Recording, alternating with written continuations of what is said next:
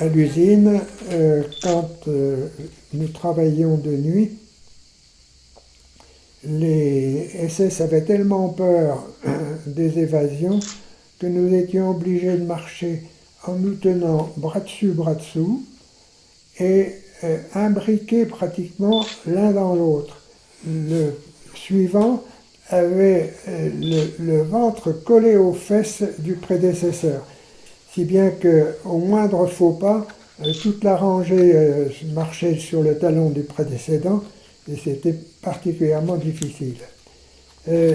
À l'usine, évidemment, il n'était pas question qu'on utilise les toilettes des Allemands, et à l'intérieur, l'usine dans laquelle nous étions était entourée d'un réseau de fils de fer électrifiés, et il y avait des miradors tout autour. Donc l'usine était un véritable camp retranché.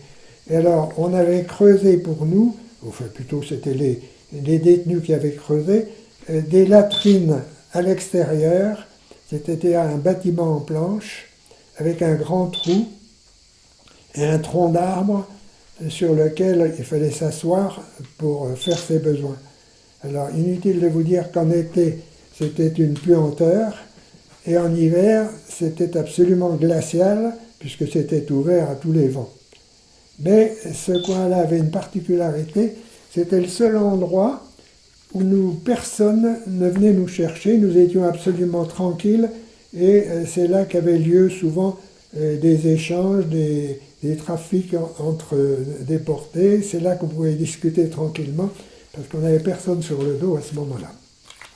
Et une petite histoire à laquelle j'ai assisté, les SS voulaient absolument il était absolument interdit, si vous voulez, de mettre ses mains dans ses poches.